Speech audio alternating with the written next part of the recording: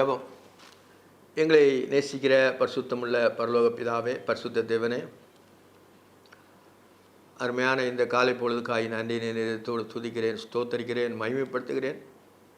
தேவரீர் பரிசுத்தர் பரிசுத்தர் பரிசுத்தர் பரிசுத்தர் ஆண்டவரே. வானத்தையும் பூமியும் சமுத்திரத்தை உண்டாக்கினவர், நேற்றும் இன்றும் என்றும் மாறாதவர். உம்மை துதிப்பது மெய்யான சுபாவங்கத்தாவே. இந்த காலை வேளையிலே நன்றி நினைத்தோடு துதிக்கிறேன், ஸ்தோத்தரிக்கிறேன், மகிமைப்படுத்துகிறேன்.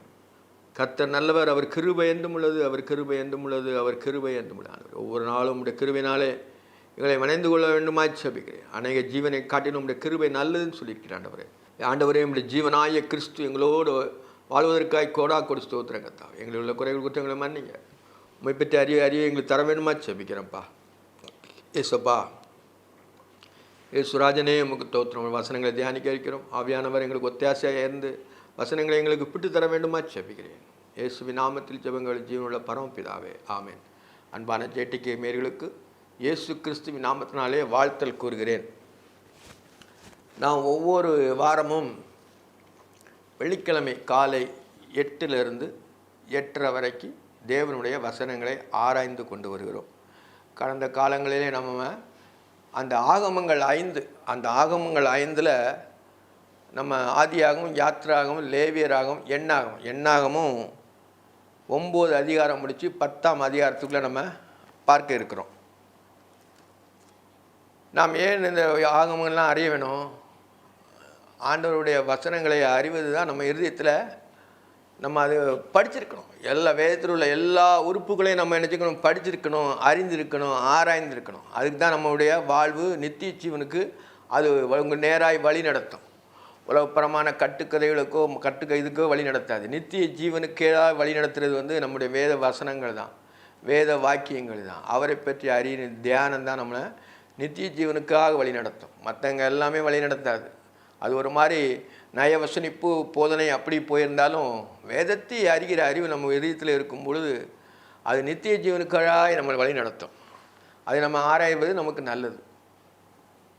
அது நமக்கு என்ன பிரயோஜனம் அப்படின்லாம் நினைக்கக்கூடாது. நம்ம இருதயத்தை வேதத்தில் உள்ள அதை அறியணும். அது எப்படி ஆண்டவர் நமக்கு எழுதி வச்சுருக்கிறாரு, அது என்ன இதில் நம்ம எழுதி வச்சுருக்காரு நம்ம புரிஞ்சுக்கிடணும். அதில் நம்ம மார்க் போடுறதுக்காண்டியோ அதில் வேத அறிவு நம்ம இதுக்குள்ள இருக்கிறக்காண்டிக்கே இல்லை. நம்மளை நித்தியத்துக்கு வழி நடத்துகிறதே அதுதான். வேத வாக்கியங்களை ஆராய்ந்து பாருங்கள், அதிலே உங்களுக்கு நித்திய ஜீவன் உண்டு எண்ணீர்களே, என்னை குறித்து சாட்சி கொடுக்குற அவைகளையும் சொல்கிறார். இயேசுவானவர் பற்றி முழு சாட்சியுமே இந்த வேதாகத்தில் தான் இருக்குது. முழு வேதாகமத்தை எடுத்துக்கன்னா ஜீசஸ் தான் இருக்கும், வேறு எதுவுமே. அவரை பற்றி அறிவு, அவர் தான் அதில் மகிமைப்படக்கூடியவர், அவர் தான் அவரை எல்லாவற்றிற்கும் எல்லாமாக இருப்பவர். கடந்த காலங்களில் நம்ம 9 அதிகாரம் முடித்து 10ஆம் அதிகாரத்தில் இன்றைக்கு படிக்க சில வசனங்களை படிக்கிறேன். கர்த்தர் மோசேயை நோக்கி, சபை கூடி வரவழைப்பதற்கு பாளையம் பிரயாணப்படுவதற்கு உபயோகமான 2 வெள்ளி பூரியிலும் செய்து கொள்வாயாக. அவைகள் ஒரே வெள்ளித்தகட்டால் செய்யப்பட வேண்டும். அவைகள் ஊதும்போது சபையார் எல்லாரும் ஆசரிப்பு கூடாரத்தில் உன்னிடத்தில் கூடி வர வேண்டும். ஒன்றை மாத்திரம் ஊதினால் இஸ்ரவேல் 1000க்கு தலைவர்கள் பிரபுக்கள் உங்களில் கூடி வர கடவர்கள். நீங்கள் அவைகள் பெருந்தொனியாய் முழங்கும்போது கிழக்கே இருக்கிற பாளையங்கள் பிரயாணப்பட கடவைகள். அவைகளை நீங்கள் 2ஆம் தரம் பெருந்தொனியாய் முழங்கும்போது தெற்கே இருக்கிற பாளையங்கள் பிரயாணப்படக்கிறது. அவைகள் பிரயாணப்பதற்கு பெருந்தொனியாய் முழங்க வேண்டும். இதில் ஆண்டவர்னு சொன்னால் மிலிட்ரி மாதிரி பழைய ஏற்பாடுகளில் ஆண்டவர் இல்லைன்னு சொன்னால் வரவழைக்க முடியாது. ஒரு சத்தம் உயர்த்த வேண்டியிருக்கும், ஒரு சத்தத்தை உயர்த்தி தான் அழைக்க வேண்டியிருக்கும். அதனால் என்ன செய்யறேன்னா ஆண்டவர் என்ன சொன்னால் இவங்களை என்ன செய்யறேன்னா, சபையை கூடி வரவழைப்பதற்கு புறப்படுவதற்கு உபயோகமாக, அதாவது சபையை கூட்டுவதற்கும் பாளையத்தை பிரயாணப்படுவதற்கும் உபயோகமான 2 வெள்ளிப்புரிகளில் செய்ய கடவாய். அவை ஒரே வெள்ளித்தகட்டால் செய்யப்பட வேண்டும். அந்த 2 பூரிகைகள் 2 பேர் ஊதணும். உயரம் வெள்ளி பிரயாணத்திற்காக உபயோகமான 2 வெள்ளி பூரிகைகளை அந்த மைக் செட்டு மாதிரி, அதாவது ரேடியோ அந்த ஹாரன் மாதிரி, அந்த குழாய் அந்த இது மாதிரி செய்யின்னு சொல்கிறார். இது எல்லாமே ஆண்டவர் பெருமையாக சொல்கிறதில்ல. அவங்கள ஒரு முறைப்படி வைப்பதற்காக, அவங்க அழைப்பதற்காக அது ஒரு கருவி. அந்த கருவியை செய்ய சொல்லியிருக்காங்க. இப்போ எல்லாமே ரொம்ப டெக்னாலஜி கூடனால இப்போ வந்து ஒரு செல்ஃபோன்லேயே அவங்களுக்கு எல்லாமே ஆரன்லேருந்து எல்லாமே கொடுத்துட்டாங்க. அப்படி குணந்தாச்சு இப்போ. முன்னால் அப்படி இல்லை. முன்னாடி எக்காலம் ஊதணும். அந்த பெருந்தொனியாய் பூரி வெள்ளித்தகட்டால் செய்து ஒரே தகட்டால் செய்யப்பட வேண்டும். ஒரே தகடு தான் செய்வாங்க. இப்போ சர்ச்சில் மணி அடிக்குன்னா 1ஆம் மணி அடிப்பாங்க, 2ஆம் மணி அடிப்பாங்க. அப்போன்னா ஆயத்தம் திருப்பி சர்ச்சுக்கு வரும். எல்லாமே மற்ற அமைதியில் இருக்கணும். கர்த்தருடைய வார்த்தை மட்டும்தான் பிரசன்னமாகும். 2ஆம் மணி அடிச்சு வரும். அதே மாதிரி தான் இவங்களை வரவழைப்பதற்காண்டி அவர் பூரியை செய்து சொல்கிறார் மோசேட்ட. வெள்ளித்தகட்டால் செய்யப்பட வேண்டும். அவைகளை ஊதும் போது சபையெல்லாம் ஆசிரியக்கூட வாசலில் உன்னிடத்தில் கூடி வர வேண்டும். ஊதும் பொழுது எல்லாரும் வந்துடணும். பெல் அடிக்கிற மாதிரி ஊதணும். அந்த எக்காலத்தை ஊதும் பொழுது எல்லாரும் என்ன செய்யணும்னா ஆசரிப்பு கூடார வாசலில் உன்னிடத்தில் வரக்கணும். சர்ச்சைக்கு வர்ற ஆசரிப்பு கூடார வாசலில் உன்னிடத்தில் வர வேண்டும். ஒன்றே மாத்திரம் ஒரு நாள் இஸ்ரேல் 1000 அவர்களுக்கு தலைவராய பிரபுக்கள் உன்னிடத்தில் ஒன்று மாத்திரம் ஒரே சவுண்டு மட்டும் ஊதியாச்சுன்னா ஒருத்தன் தான் பரப்பணும். இப்போவும் அப்படி சில இதில் இருக்குது. மிலிட்ரியிலலாம் சில ஊதுவாங்க. அந்த ஊதும்பொழுது அந்த ஊதுறது என்னத்துக்காக ஊதுவாங்கிறாங்கன்னு சொல்லிட்டு அவங்களுக்கு தான் தெரியும். மிலிட்ரியில் இருக்கவங்களுக்கு எத்தனை சவுண்டு ஊதுனா என்னென்ன செய்யணும்னு சொல்லிட்டு அவங்க அந்த சத்தத்தை அந்த பாளையத்தில் இருப்பாங்க. கேட்டுட்டு உடனே பிரயாணப்படுவாங்க. இப்போவும் நம்ம என்ன செய்யணும்னா போலீஸ் ஆர்மியிலலாம் அப்படி இருக்குது. ஒன்றே மாத்திரம் ஒரு நாள் இஸ்ரேல் 1000 பேர்கள் ஒரு சத்தத்தை விட்டு மட்டும்னா 1000 பேர். இஸ்ரேலுக்கு 1000 பேருக்கு ஒரு தலைவரை நியமிச்சிருக்காங்க. 1000 பேர்களுக்கு தலைவராக இருக்கிற பிரபுக்கள் உன்னிடத்தில் கூறணும். ஒன்றை மாத்திரம்னா அந்த மெயின் ஆள் தலைவர் மட்டும் வரணும். நீங்கள் அவைகளை பெருந்தொனியாய் முழங்கும் போது கிழக்கே இருக்கிற பாளையங்கள் பிரயாணப்பட கிடவுது.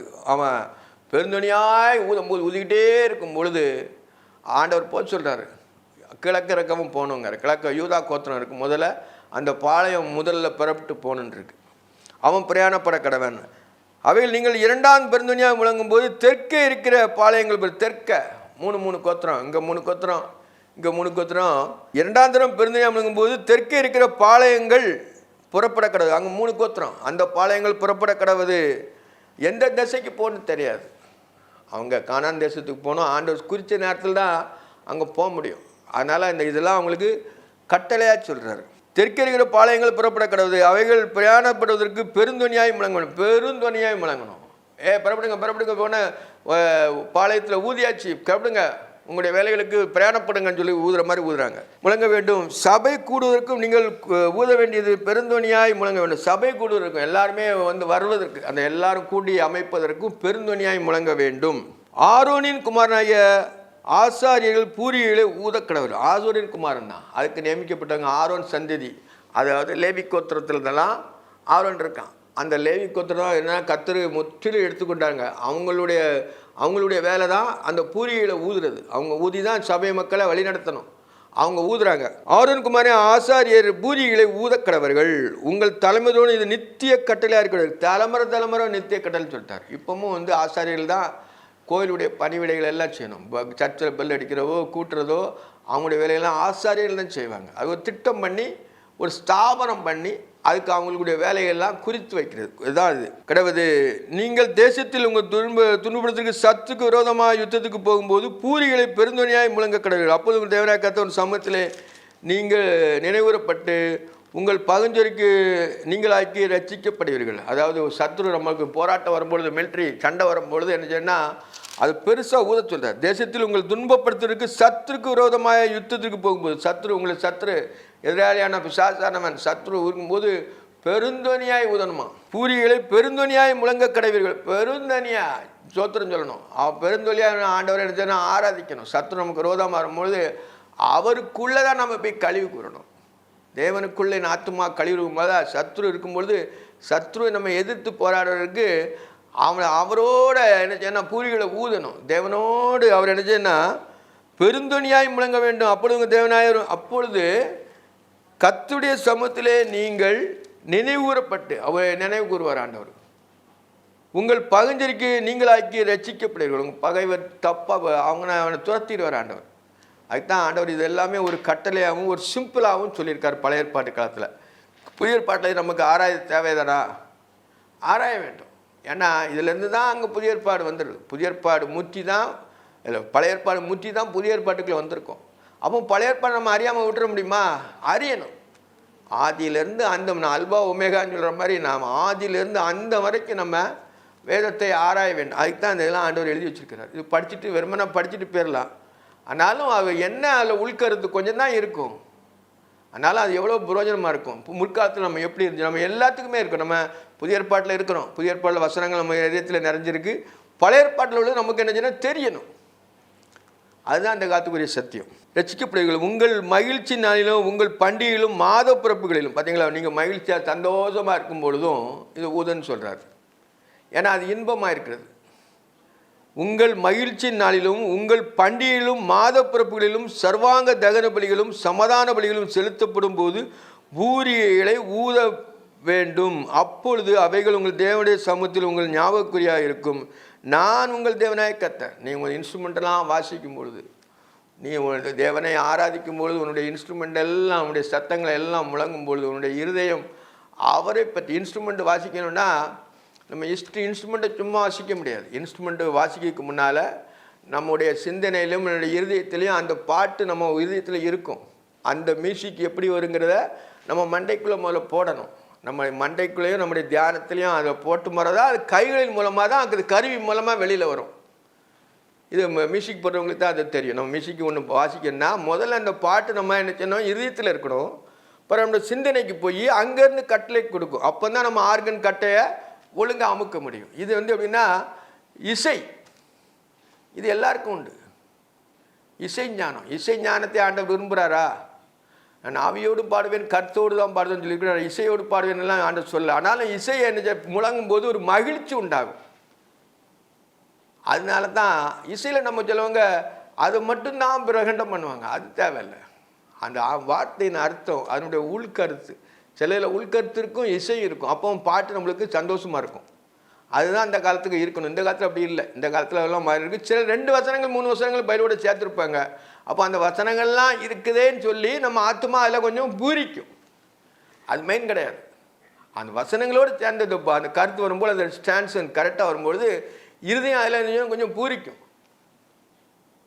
ஆனால் இருதயத்தில் அந்த பாட்டு இருக்கும்பொழுது நம்ம வேதத்தை அறிகிற அறிவும் நமக்கு உள்ளான மனுஷனில் உள்ள அந்த அந்த பக்குவப்பட்ட அனுபவம் என்ன செய்யணும்னா ஒரு சந்தோஷம், மகிழ்ச்சி கிடைக்கும். அதுதான் அதில் அர்த்தம். பூரிகளை உத வேண்டும். அப்பொழுது அவைகள் உங்களுக்கு தேவனுடைய சமூகத்தில் உங்களுக்கு ஞாபகக்குறியாக இருக்கும். நான் உங்கள் தேவனாய கர்த்தருங்க. நான் உங்கள் தேவனாய கர்த்தர்னு சொல்கிறார். எல்லாமே அவர் தான். நான் என்னை ஏந்தி உனக்கு வேறு தேவன்கள் உண்டாயிருக்க வேண்டான்னு சொல்கிறார். நானே மெய்யான தேவனும் நித்திய ஜீவனுமாக இருக்கிறேன் அப்படின்னு சொல்கிறார். நித்திய ஜீவனே யார்? ஆண்டவராகிய இயேசு ரட்சகர் தான் நித்திய ஜீவன். அவரை அறிகிற அறிவு, தேவனை அறிகிற அறிவு. மாம்சத்தில் நம்ம மாம்சத்தில் மட்டுமா பார்க்கக்கூடாது. பிறந்தார், வளர்ந்தார், உயிர்த்தார் என்ற அஸ்திபாரத்தை போடாமல் பூரணாகும்படி கடந்து போவோமான் இருக்கார். அது எல்லாமே ஒரு ஞாபகக்குறி. இது இருந்தாலும் சரி, அந்த சிஸ்டாந்தம் தான் அதெல்லாம் அதில் வந்தது. ஆனால் நம்ம உள்ளான மனுஷனில் எப்படி இருக்கார், தேவன் எப்படி நம்ம வாசம் பண்ணுறாரு, அதுதான் நம்ம அறியணும். அதுதான் அந்த காலத்தில் முக்கியமானது. அது யாரும் தெரியல. அவங்க சடங்காச்சாரங்க உலகப்புறமான செய்வாங்க. அதெல்லாம் ஒன்றும் பிரயோஜனம் இல்லை. தேவனை பற்றி அறிவு உன் இதயத்தில் எப்படி இருக்குது, தேவன் இப்பொழுது எப்படின்னா செய்து கொண்டிருக்கார், எப்போ அவர் என்ன பண்ணியிருக்கிறார், நம்மளோட அவர் எப்படி ஐக்கியப்பட்டிருக்காருங்க தான் நம்ம அதை ஆராய வேண்டும். உலகப்பான காரியங்களில் நம்ம சிக்கி தவித்து கொள்ளாதபடி பார்த்து கொள்ள வேண்டும். சாத்தான் உடனே உலகப்புறமான ஆசைகளை கொண்டு நிரப்பிடுவான். அதெல்லாமே அப்புறப்படுத்தணும். தேவனை அறிகிற அறிவு நம்மளை இருக்கும்பொழுது மற்ற எல்லாமே கலண்டு ஓடிடும். அது நிற்காது. 2ஆம் வருஷம் 2ஆம் மாதம் 20 மேகம் சாட்சியினுடைய வாசத்தில் மீளிருந்து உயர எழும்பிட்டு, மேகம் கிளம்புது எல்லாம் சொல்லிட்டார், பூரியை எல்லாம் சொல்லிட்டாரு. சொல்லிட்டும் போது 2ஆம் வருஷம் 2ஆம் மாதம் 20ஆம் மேகம் சாட்சியினுடைய வாசலத்திலிருந்து உயர எழும்பிட்டு, அப்பொழுது இஸ்ரவேல் புத்தர் சீனாய் வனாந்தரத்தில் தங்கள் பிரயாணமாய் வருஷாய் புறப்பட்டார்கள். சீனாய் வனாந்தரத்தின் வழியாக தான் அவங்க பிரயாணப்பட்டு போகிறாங்க. அவங்க செழிப்புள்ள தேசத்தின் வழியாக பிரயாணப்பட்டு போகல. வனாந்தரம் ஒன்றுமே கிடையாது. ஏன்னா ஒன்றும் இல்லாமல் இருக்கும்போது தான் நம்ம தேவனை என்ன செய்யணும், பின்பற்றுவாங்க. எல்லாம் இருக்கும்போது ஆண்டவரை மறந்துடுவாங்க. வனாந்தரத்தில் ஒன்றுமே எல்லாமே தேவன் தான் செய்யும் பொழுது தான் விசுவாசம் என்ன வளரும். விசுவாச மார்க்கத்தார் இவர்கள் விசுவாச மார்க்கத்தாரோ அவர்கள் ஆபிரகாம் சந்ததியாயும் வாக்குத்தத்தின்படி சுதந்திரமாக இருக்கிறார்கள். விசுவாசம் வரணும்னா ஒன்றும் இல்லாமல் இருக்கணும். திருப்பி ஆண்டவர் வனாந்தரத்தின் வழியாக கர்த்தரை தான் நம்ம எல்லாம் சார்ந்திருக்கணும். அப்படி இருக்கும்பொழுது அந்த வனாந்தர வாழ்க்கை நம்மளுக்கு என்ன செழிப்புள்ள தேசமாய் மாறும். இஸ்ரேல் புத்திரர் சீனாய் வனத்தில் தங்கள் பிரயாணமாய் வருஷ விசையை புறப்பட்டார்கள். மேகம் பாரான் வனாந்தரத்திலே தங்கிட்டு, பாரான் வனாந்தரத்திலே தங்கிட்டு, திருப்பி பாரான் வனாந்தரத்துக்கு போயிட்டு, சீனாய் வனாந்தரத்துலேருந்து பாரான் வனாந்தரத்தும் போயிட்டு, இப்படியே கர்த்தர் மோசே கட்டில் இப்படியே முதலாம் பிரயாணம் பண்ணார். முதல் பிரயாணமே தான் ஆசரிப்பு கூடாரத்தில் அமைச்சையிலேருந்து மேகம் அவர் தான் வழி நடத்தணும். அவங்க என்னன்னா சீனாய் வனத்திலேருந்து பாரான் வனாந்தரத்துக்கு பிரயாணம் பண்ணினார்கள். யூதா சந்தேனுடைய பாளையத்தின் கொடி அவள் சேனையுடைய முதல் புறப்பட்டது. யூதா தான் முதல்ல புறப்படுறான். யூதா நம்முடைய ஆண்டவர் ஈஸ்வரத்திலும் யூதா கோத்திரத்து தான் பிறக்கார். யூதா தான் அது கொஞ்சம் தைரியமானவன், அவன் ரொம்ப தைரியமானவன். அவன் காலைப்பு, அதுக்கு பின்னால் காலைப்புயில் வந்துடுறான் யூதா சந்தையில். அப்போ வந்து எப்படின்னா அந்த யூதான்னா அந்த எகிப்தில் போகும்பொழுதும் பார்வனுடைய இதுக்கு போகும்பொழுதும் அந்த யோசேப்புக்கிட்ட தைரியமாக பேசி, தன்னுடைய தம்பி தான் இருந்தாலும் தம்பின்னு தெரியாது, தைரியமாக பேசி அவங்கள விடுவிக்கிறான். என்ன நீங்கள் வச்சுக்கிட்டு அவனை அனுப்புங்காரு பென்யமீனை. அப்போங்கும்போது தன்னை அவன் என்ன செய்றான்னா ஒரு இது பண்ணிடுறான். அப்போ அவ்வளவு அவன் கடவுள் பேரில் உள்ள அவங்களுடைய இது பேரில் உள்ள அவ்வளவு இதனால அவன் அந்த வார்த்தைகளை சொல்கிறான். யூதாசனுடைய பாளையத்தில் கொடி அவள் சேனையுடைய முதல் புறப்பட்டது. அவனுடைய சேனைக்கு அம்மினிதாபின் குமாரனாக நகசோன் தலைவனாக இருந்தான். இசக்கார் சந்தருடைய கோத்திரத்தின் தலைவனாக சூவாரின் குமாரனாக நெதனியேல் தலைவனாக இருந்தான். செபுலோன் சந்தருடைய கோத்திரத்தின் சேனைக்கு எபுலோனின் குமாரன் எலிபேஸ் தலைவனாக இருந்தான். அப்பொழுது வாசத்தலம் தங்கி வைக்கப்பட்டது. அதை கெர்சோன் புத்திரரும் மெராரின் புத்திரரும் சுமந்து கொண்டு புறப்பட்டார்கள். அதன் பின்பு ரூபன் சந்தானுடைய பாளையம் அவள் சேனையுடைய புறப்பட்டது. அவனுக்கு சேனைக்கு அதாவது கிழக்க 3 கோத்திரம் இருக்குது. அந்த 3 கோத்திரமும் போயிட்டு அவங்க ஒவ்வொரு தலைவர் பேரெல்லாம் இதில் போட்டிருக்காரு. அதன் மீது ரூபன் கோத்திரம், ரூபனுக்கு தெற்க. அதன் மீது ரூபன் சந்திரனுடைய பாளையன் கொடி அவள் சேனையுடைய புறப்பட்டது. அவனுக்கு சேனைக்கு சேப்தின் குமாரனாகிய எலிசூர் தலைவனாக இருந்தான். சிமியோன் சந்ததியாரும் கோகாத் சேனைக்கு சூரியன் குமாரனாகிய தலைவனாக இருந்தான். காத் சந்திரனுடைய கோத்திரங்களின் சேனைக்கு தெகுவிலின் குமாரனாகிய எலிபாஸ் தலைவனாக இருந்தான். கோகாத்தியர் பாளையமானவர்களை பரிசுத்தமானவர்களை சுமந்து கொண்டு புறப்பட்டார்கள். கோகாத்தியனுடைய வேலை வந்தது அவங்க சுமக்கக்கூடிய வேலை தான். அவங்க வந்து வண்டியிலையோ இதுலேயோ கொண்டு போகக்கூடாது, பசுத்தலத்தை சுமந்து தான் கொண்டு போகணும். அதனால தான் அவங்களுடைய என்ன அவங்க பசுத்தலத்தில் போகக்கூடாது, ஆனால் பசுத்த பனிமூட்டுகளை அவங்க பத்திரமாக கொண்டு போகணும். அதனால் அவங்களுக்கு கொஞ்சம் திருப்பி கோகாத்தந்திரி பின்னாடி பார்க்கும்போது அழிஞ்சு போகிறாங்க. அவங்களுக்கு கொஞ்சம் தைரியம் வந்துடுது. அப்படி இருக்கக்கூடாது. கடவுளுடைய சந்தையில் இவ்வளோ பயந்த சுபாவம், பயந்த மனப்பான்மையோடு தான் நான் ஆவியோடும் பாடுவேன், கருத்தோடும் பாடுவேன். அதாவது பயத்தோடும் நடுக்கத்தோடும் கர்த்தரை சேவிங்கள் தான் சொல்லியிருக்காரு. பயமும் நடுக்கமும் இருக்கணும் நமக்கு. அப்போ அப்படி தான் ஆண்டவரை சேவிக்கணும். துணிச்சலாக எந்த காரியங்களும் நம்ம செய்யக்கூடாது. மனத்தாழ்மை நம்ம ஆவி நமக்குள்ளே இருந்து அமைதலோடு தேவனை ஆராதிக்கும் பொழுது, நம்ம அமைதலோடு ஜீவனும் பொழுது நம்ம ஆத்மாவுக்கு அது பிரயோஜனமாக இருக்கும். கோகாத்தியர் பரிசுத்தமானவர்களை சுமந்து கொண்டு புறப்பட்டார்கள். இவர்கள் வந்து சேரும் முன்னே மற்றவர்கள் வாசஸ்தலத்தை ஸ்தாபனம் பண்ணார்.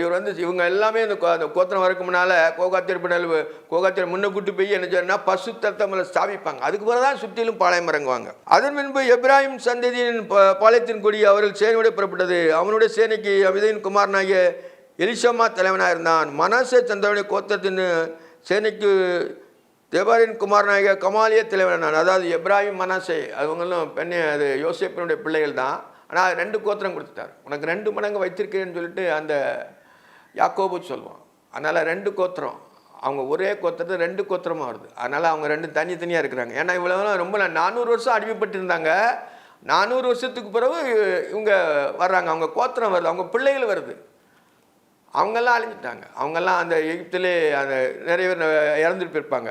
அதுக்கப்புறம் 400 வருஷம் மனுஷன் ஆயிடுச்சு 70-80 வருஷம் தானே. அதில் 3வது சந்ததி, 4வது சந்ததி, 5வது சந்ததியாக இருக்கும். அதன் மீது தான் கோத்தின் பழைய கொடிகள் சகல பாளையத்துக்கு பின்னாக வந்து சேனைகளோடு புறப்பட்டது. அவனுடைய சேனைக்கு அமிஷாவின் குமாரனாகிய அகீஷோ தலைவனாக இருந்தான். ஆசேர் சந்தேனுடைய கோத்திரத்தின்படி சேனைக்கு ஓராகின் குமாரனாகிய பகியல் தலைவனாக இருந்தான். ஓராகின் குமாரனாகிய பகியல் தலைவனாக இருந்தான். நப்தலி சந்தனுடைய கோத்திரத்துக்கு சேனைக்கு ஏனின் குமாரனாகிய அகிரா தலைவனாக இருந்தான். இஸ்ரவேல் புத்திரர் புறப்பட்ட போது இவ்விதமாக தங்கள் சேனையின்படியே பிரயாணம் பண்ண தங்கள் சேனையின்படியே அந்த கோத்திரம் தங்களுடைய வம்ச வரலாறுபடியே அவங்க பிரயாணம் பற்றி கொண்டே போகிறாங்க. ஆண்டவருக்கு எல்லாருமே ஒன்று தான். ஆனாலும் கோத்திரங்கள் ஆண்டவரை எப்படி பின்பற்றி போன்னு சொல்லி ஆண்டவரை தனித்தனியாக எழுதி வச்சிருக்கிறார்.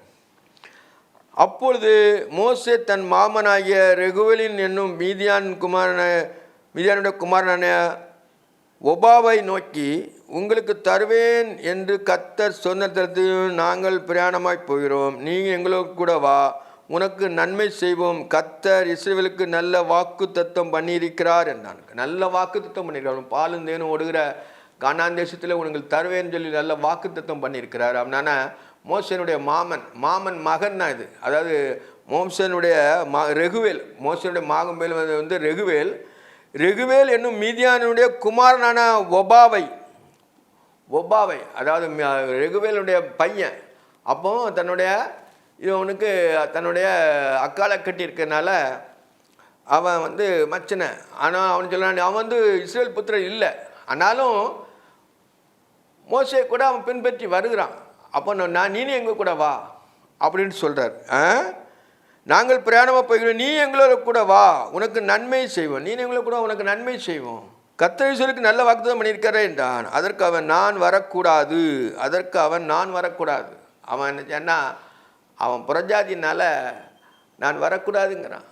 ஏன்னா அவன் வந்து அவனுடைய வணக்கங்கள்லாம் வேற, அதனால் அவன் வரக்கூடாது அப்படின்ட்டு சொல்கிறான். என் தேசத்துக்கும் இனத்தார் இடத்துக்கும் போக வேண்டும், நான் என்னுடைய தேசத்துக்கு போயிருந்தேன், என்னுடைய இனத்தாரத்துக்கு போங்க, நீங்கள் கர்த்தருக்கு கொண்டபடி நீங்கள் அங்கே கானான் தேசத்துக்கு போங்கன்னு சொல்லி சொல்கிற மாதிரி அவன் சொல்கிறான். நீ எங்களை விட்டு போக வேண்டாம், வனாந்தரத்திலே நாங்கள் பாளையம் இடத்திலே அறிந்திருக்கப்படினால் எங்களுக்கு கண்களை போல் இருப்பாய். எங்களுடைய கண்களை போல்னா கண்ணு மனுஷனுக்கு முக்கியம். அதே மாதிரி நான் உண்மையாக நான் பார்த்துக்கிடுவேன்னு சொல்லிட்டு அவன் அவ்வளோ தயவு பண்ணுறான். தன்னுடைய மச்சனந்தான் இருக்குது. போக வேண்டாங்கிறான், நீ உன் தேசத்துக்கு போக வேண்டாம், எங்களோட வா, நன்மையை செய்வோன்னு சொல்கிறாரு. கண்களை போலவே இருப்பாய், நீ எங்களோட கூட வந்தால் கர்த்தர் எங்களுக்கு செய்தலும் நன்மையின்படியே உனக்கும் நன்மை செய்வோம், எங்களுக்கு கர்த்தர் செய்கிற நன்மையின்படியே உனக்கும் செய்வோன்னு சொல்கிறார். அப்படின்னு சொல்லி அவன் என்ன மனுஷரீகமாக அவனோட பேசுகிறான்.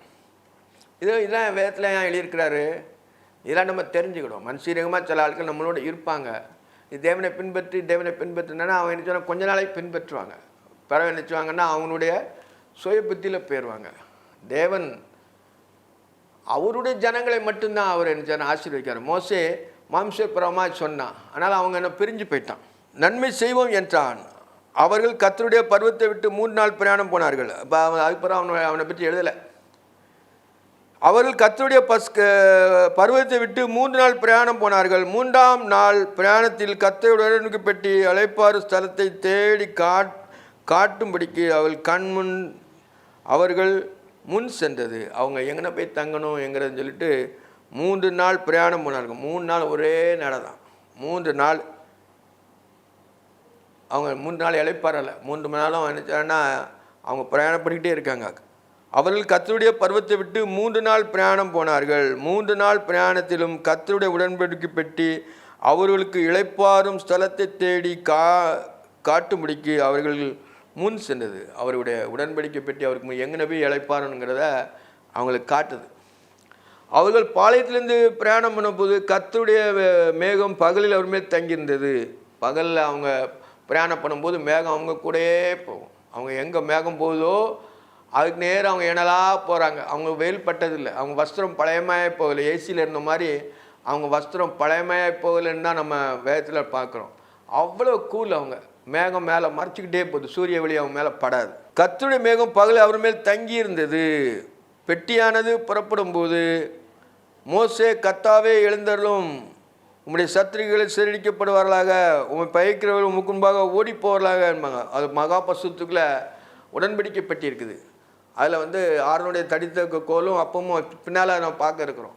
அந்த உடன்படிக்கை பெட்டியை சுமந்து கொண்டு போகும்பொழுது பெட்டியானது புறப்படும் போது மோசே கர்த்தாவே எழுந்தருளும், பொட்டி புறப்படும்போது கர்த்தாவே எழுந்தருள்னு சொல்லுவான்.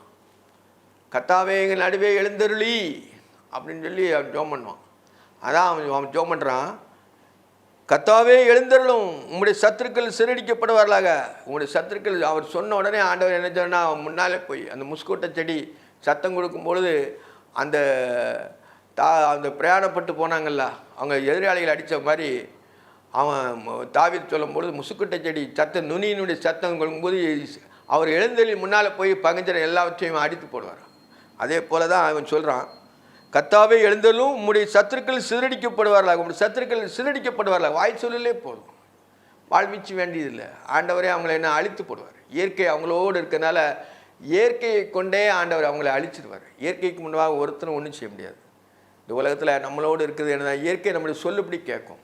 ஆண்டவர் தான் இயற்கையை வானத்தையும் உண்டாக்கினார், கடலை அதட்டினார், காற்றும் மடலையும் அழுத்தினார். இயற்கையோடு அவர் வாசம் பண்ணார். அவர் சொல்லாகும் கட்டளை நிற்கும்.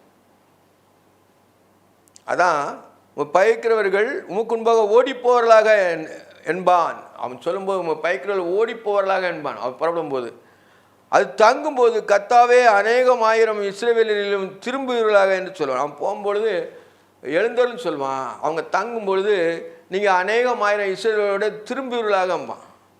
அப்போ எப்படின்னா இந்த வார்த்தையை அவன் யூஸ் பண்ணிகிட்டு இருக்கும். பாளையம் புறப்படும் போது எழுந்தருள்னு சொல்லுவான். சத்தடிக்கல் செதடிக்கு எழுந்தருள்னு சொல்லுவான். திருப்பி அவங்க தங்கும்போது கர்த்தாவே அநேக ஆயிரமாகிய இஸ்ரவேலின் புத்திரர்களாக திரும்பியவர்களாக என்பான். அந்த ஆவி, அந்த தேவனுடைய அந்த மனுஷனில் காண முடியாத அந்த மகத்துவம் உங்கள் இஸ்ரவேல் புத்திரருக்குள்ளே வரட்டும்னு சொல்லிட்டு ஜெபம் பண்ணோம். நாமும் இந்த உலகத்தில் வாழும்பொழுது நம்ம காலையில் மாலையில் எந்திரிக்கும் பொழுது அவரை தியானிக்கும் பொழுது கர்த்தாவே எழுந்தருள்னு ஜெபம் பண்ணணும். சாயந்தரம் போது என்னோடு தங்கிருந்து நம்ம நினைச்சணும் ஜெபம் பண்ணணும். இதுதான் சிம்பிளாக உள்ளது.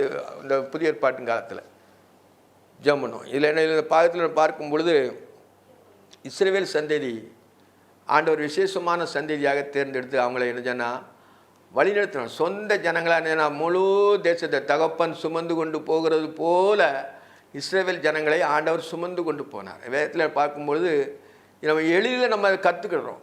நமக்கு எல்லாம் தெரிஞ்சதுனால ஓரளவு வேதத்தினுடைய அறிவு இருக்கிறதுனால நம்ம அதை புரிஞ்சுக்கிடணும். லேச வசனங்கள் மூலமாக தான் ஆண்டவரை புரிஞ்சுக்கிட முடியும். மற்றபடி ஆண்டவர் நேரில் வந்து சொல்ல போகிறதில்ல.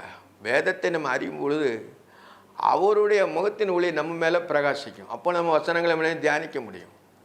ஜெபம் நேசிக்கிற பரிசுத்தமுள்ள பரலோக பிதாவே, பரிசுத்த தேவனே, நீர் ஆண்டவரே இஸ்ரவேல் ஜனங்களை ஆண்டவரே நம்முடைய ஒரு ஆட்டு மந்தையை போல வழி நடத்தினீர். எங்களை நீர் ஆண்டவரே ஒரு ஆட்டு மந்தையை போல கர்த்தரின் மேய்ப்பராய் இருக்கிறார் என்ற வார்த்தையின்படி நீர் என்னுடைய மேய்ப்பராய் இருந்து ஒவ்வொருவருக்கும் வழி நடத்த வேண்டுமா செபிக்கிறேன் கர்த்தாவே. ஆண்டவரே நான் தாழ்ச்சி அடையேன்னு சொல்லியிருக்கேன். நாங்கள் ஒரு குறையும் இல்லைன்னு சொல்லியிருக்கேன். ஆண்டவரே இந்த பிள்ளைகளை கால வேளையில் ஒரு குறையும் இல்லாதபடி ஒவ்வொரு பிள்ளைகளுக்கு வேண்டிய சுகத்தையும் ஜீவனையும் பலத்தையும் ஆரோக்கியத்தையும் கொடுக்க வேண்டுமா ஜெபிக்கிறேன். ஆண்டவரே சுத்த இருதயத்தை தாங்க நிலைவரமான உம்முடைய ஆவியை ஒவ்வொரு பிள்ளைகளுடைய இருதயத்தில் ஊற்ற வேண்டுமா ஜெபிக்கிறோம். உலகம் மாமிசம் பிசாசுக்கு எங்களை விலக்கி காத்துக்கொள்ளுங்க. சத்ருவின் முகத்துக்கு மறைத்து காப்பாற்றுங்க. சோதனை கொடுப்படாதபடி காத்துக்கொள்ளுங்க. சாந்த குணத்தை கற்றுக்கொடுங்க. ஹல்லேலூயா. தோத்திரம் தோத்திரம் தோத்திரம் கோடா கொடி தோத்திரம். குறைகள் குற்றங்கள் எல்லாவற்றையும் மன்னிங்க. மாம்ச சிந்தை எடுத்து போடும். ஆவியின் சிந்தையிலே உண்மையை ஆராதிக்க எங்களுக்கு பலனை தர வேண்டுமா ஜெபிக்கிறோம்ப்பா. ஏசப்பா முக தோத்திரம். கர்த்தாவே முக சோத்திரம். அப்பா பிதாவே முக சோத்திரம். எல்லாவற்றையும் இயேசு கிறிஸ்துவின் நாமத்தில் ஜெபங்களும் ஜீவனுள்ள பரமபிதாவே. ஆமென்.